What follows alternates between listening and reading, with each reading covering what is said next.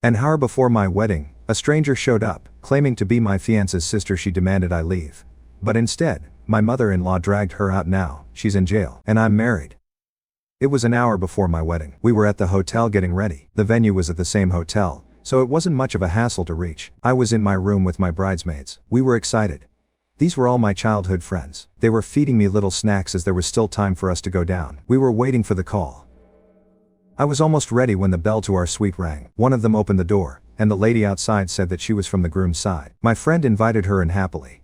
She called out to me telling me that someone from my fiance's side wanted to come to say hi. I had no problem with it, so I told her to bring her in. When she entered, I didn't recognize her. I apologized and asked her who she was, as I hadn't met her before. She smiled and told me that she was my future husband's sister. I was confused. My fiancé didn't have a sister. He was an only child. I told her she might be mistaken. She may have gotten the wrong room. But then she confirmed it by speaking out his name. She told me that it was okay for me to be confused as they didn't speak to her anymore. She told me that they had become estranged due to a lack of contact. I listened to her because I didn't want to be disrespectful, but I didn't buy it. My fiancé was the sweetest person I knew. If he had a sister, he would have cherished her. I met his whole family, and I'm sure if he had a sister, he or anybody from his family would have mentioned it once or twice. I interrupted her and asked her if there was no contact. Then what was she doing there? I mean, she clearly wasn't invited but had come up to my room. Was she trying to mend their relationship or what? She told me she wanted to talk to me privately and asked me to come out with her. I honestly didn't want to go. There I was, sitting in my princess ball gown, and she wanted me to go with her. Who knows where? I refused. I told her she could tell me what she wanted to say right here. She told my bridesmaids to leave, but they refused. She didn't ask. She ordered. I was getting bad vibes from her. We all were. I didn't want her to ruin my wedding, so I called one of my bridesmaids to call my mother-in-law. My mother-in-law and I had a very good relationship. She called me over quite often, even when hubby and I were just dating. My friend called her, but she wasn't able to reach her, so I whispered to her to go find her. They were on the other side of the hotel. The rest of my friends stayed with me. They were giving me looks, telling me that she was in trouble. I wanted to sort this out before my wedding. There wasn't much time left, so I asked her to get to the point or leave. It was clear that she didn't like me telling her that, so she started her story by telling me that I didn't know her brother and mother as well as she did. She told me that they had stolen her property, which her grandfather had given her, sold it without her consent, and didn't give her a penny from it. I was confused. If she was given property, it would be under her name. How were they able to sell it without her signing it? I also met my fiance's grandpa. He was the sweetest being ever. Now, this lady popped out of nowhere, telling me that she is his estranged sister and that my fiancé and his mother had stolen property from her. I asked her directly how they had managed to do that, and why did she sign. She told me she didn't sign and that they had forged her signature. My bridesmaids scoffed. One could tell that nobody in the room believed her. She wasn't even near my fiancé's age. Even if there was a huge age gap, she looked like she was in her 40s, closer to my mother-in-law's age. I didn't want to rile her up either. I didn't know what she was capable of. But in between, one of my friends handed me my phone and I turned the camera on from the shortcut. She was being recorded. I asked her politely what she wanted me to do about it, and she told me to leave. She told me my and my family's reputations would be trashed if I didn't run and leave the wedding. She continued telling me that she had proof and that she was going to get the cops involved. I was curious about the proof. If she had proof, why didn't she get the cops involved before? I asked her and she said she was waiting for the right time. I have a pretty good sense of people and I could tell she was beasting me. If I had been alone, I may have gotten a little scared. This person was all things wrong, and when I looked around, my friend's expressions confirmed it. My mother-in-law and fiancé weren't the type of people to do that. If she was right, then other family members would still be in contact with her. Grandpa would have stood up for her. It had been around 20 minutes since my friend went to find my would-be mother-in-law. They should have been back by now, and just as I was thinking about them, I heard the door open, and my mother-in-law called out to me. I told her I was in there, and after her came plenty of footsteps. Who else had come in? She entered the room and glared at the lady claiming to be the estranged sister. I was going to stand up but my mother-in-law told me to sit down. She smiled and told me I looked beautiful, then went back to glaring at the other lady. The estranged sister smiled at mother-in-law, but I could tell she was nervous. She kept shifting and looked around nervously. I didn't expect what happened next. My mother-in-law slapped her right across the face and dragged her out. My jaw dropped. It was clear that she knew her, but whatever it was more than just a grudge. I tried to follow them. I could hear my mother-in-law yelling at her, demanding to know why she had come back after what she had done. There were other family members that were there. I heard Grandpa's voice and he sounded angry. My fiance's grandpa was the most patient and laid-back person. It surprised me to hear him like that. I wanted to go out but my friend stopped me, suggesting otherwise. I had about 25 minutes until the wedding. I needed to do my last-minute prep and put on my veil. Suddenly my father-in-law popped up at the entrance of my room and apologized profusely for the situation. I told him it wasn't his fault and asked him who she was. He told me that he would explain later as he didn't want to aggravate me anymore. After all, this wasn't a good surprise. I insisted, but suddenly security came in and made sure everything was okay. I had come outside now. Security then cuffed the lady as she was screaming and dragged her out. They should have put a muzzle on her too. I could see some of my husband's family members there. Some of them were raging. Once they saw me, they had an apologetic look in their eyes and kept apologizing repeatedly, saying this should never have happened, and that they were so sorry about all of this. They then walked out and my mother-in-law stayed behind. My friends were making sure I was all right. Somehow, I had kept calm throughout this situation. My mother-in-law sat me down and explained to me that the so-called estranged sister was a sister but not to my fiancé or her. The lady was an estranged cousin of the family. There was an issue with the property, but the one that caused it was her. She had tried to forge Grandpa's signature and sell one of Grandpa's properties in the countryside to some shady people for some money. Turns out she had caused a lot of trouble and my husband's family had a restraining order against her. She had the guts to try and cause trouble with me because technically I wasn't part of the family yet. I had to file for a separate restraining order against her. At that time, I remembered the recording I had and gave it to my mother-in-law. She asked me to send it to her too, as it would come in handy. I was 10 minutes late, but 10 minutes wasn't that bad, I guess. I needed to take a few minutes to get myself together, some calm and some peace. I listened to some music as I went down. My family was made aware of the situation but was asked not to step in, as it would be better if it was handled by my husband's side of the family. Fortunately, everything had been sorted out. Security was in place if needed. The rest of the day had gone by smoothly. The ceremony was beautiful. My now husband was made aware of the situation and he did apologize to me, saying that he should have warned me, but it wasn't his fault. Update 1. 2 weeks later. Since the estranged sister went against the restraining order, the cops were called that day. She was jailed and had to pay a fine. Many of you were asking why I didn't believe her at first. As I've said before, I have a good sense of people's character and I followed my gut in this situation. Update 2. A few months later, I filed for a restraining order against her, which was granted. She won't be a problem anymore. A few of you asked me why she said she was my husband's estranged sister instead of my mother-in-law's estranged cousin. If you think about it, I wouldn't have cared as much if she were some random cousin. I think she said she was related to my husband to get more attention from me so she could cause trouble. That day I could be calm because all my friends were backing me up. My decision to not go out alone with her was right. Update 3. OP was calm and strong AF. Brides are usually so stressed out on their wedding day. I think I would have burst out crying if this happened on my wedding day. Duh. You trusted your guts, and most of all, you knew who you were marrying and what type of family you were marrying into. I wish I could be as strong as OP. Is this what it looks like to grow up in a healthy family, or did she take a lot of therapy?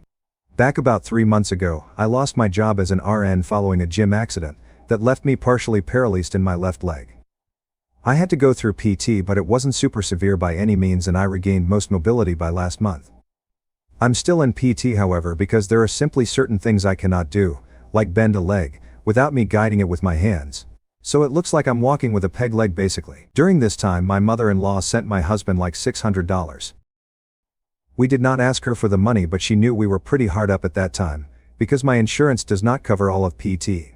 It was rather expensive, so our savings was going away at an alarming rate. Also, during this time, my mother-in-law made me feel like absolute shit because she kept making comments about how broke she was, and kept saying, well, if I hadn't helped you guys out, stuff like that. I often reminded her that we did not ask for help. She tried sending us more money shortly thereafter and I refused to accept it because I wasn't about to have that shit dangling over my head. Just like my own scum family had done for years. I hate the whole "you wouldn't have that if it weren't for me" bullshit. It's the reason I refuse most help. Thankfully, I was able to start a new job from home about a month back, and we were able to start coming up with money to pay mother-in-law back. Well, my husband goes to his mother's yesterday to give her a portion of the money we owed, and when he returned, he starts talking about wanting to give his mom like $400 extra. I asked why, and he mumbled some excuse of, well, she didn't have to help us. I told him I wasn't about to do that, because $400 is literally like 34 hours of work, close to an entire paycheck of mine. Well, to sum it up, he later admitted that his mother had said that she deserves interest on the loan since it took us so long to pay it back and she almost went broke trying to help us. Generally, she is not a money-hungry person or even this ignorant if I'm being honest, but I'm still not willing to do it.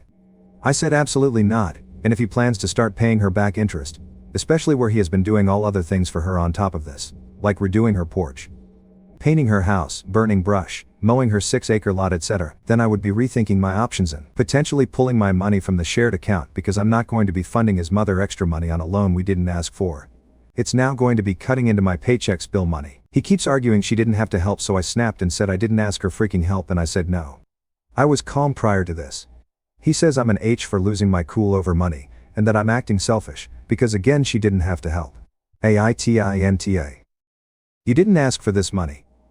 You didn't ask for it, so you definitely didn't agree to monstrously usurious interest rates on this money. It's her responsibility to manage her finances, including not loaning people more money than she can actually afford to loan, particularly and bizarrely loaning them more than she can afford against their will. Her demanding unconscionable interest rates, knowingly levied on top of her struggling son's family, on top of expecting a bunch of continued free favors from them, mowing and so forth, that she rather obviously takes for granted. Just no mother-in-law. And there's a subreddit with that name, by the way, that might resonate with you. That said, this isn't really a mother-in-law problem or a money problem. Those are just the symptoms. At the root, this is really a husband's problem. You two are very much not on the same page about mother-in-law or money, and yet he's going off and unilaterally promising a bunch of stuff to her anyway. Not okay. That has to stop. And 2 suggestions. 1. Separate your finances from your husband's. Open your own bank account for your own paychecks and deposit an agreed upon amount into a joint account for the purpose of covering household and shared expenses. Also, get your own credit card that is not in any way tied to your husband or your joint accounts. There are plenty of resources out there that lay out how to make this kind of financial arrangement work. 2. Make it very clear to both your husband and mother-in-law that you will no longer accept gifts or loans of money from your mother-in-law.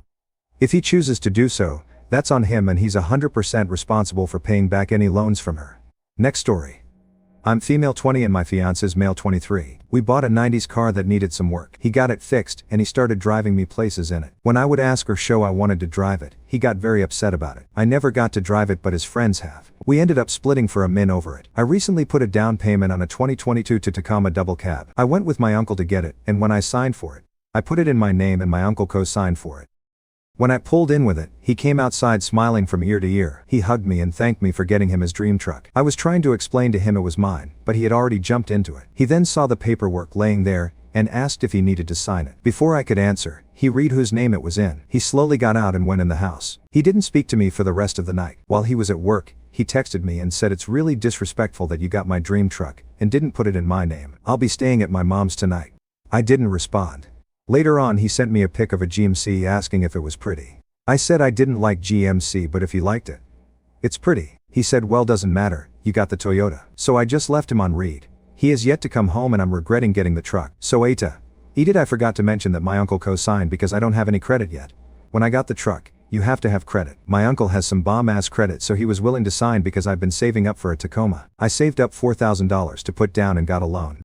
My uncle didn't care to do it because I make roughly $1.2 thousand every month, plus I have savings my grandpa put up for me. My grandpa said I can use it to pay for the car if need be. I don't know how much is in it, but my grandpa said it could get me through life with no worry for a year or so. Edit 2. Everyone is concerned about me affording the truck, so I'm going to break it down for you. He owns the house we live in.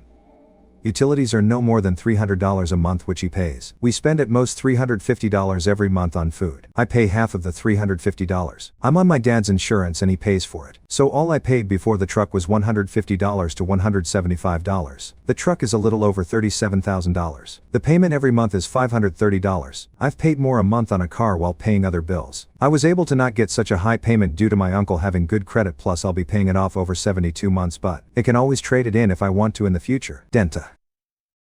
I do not get the men out there who assume that the house car will have their name on the title deed when they do not pay for it at all, and then they get all but hurt about it, and try to make you feel bad about not trusting them, torturing them with getting their dream car, etc. I would not recommend you marry him.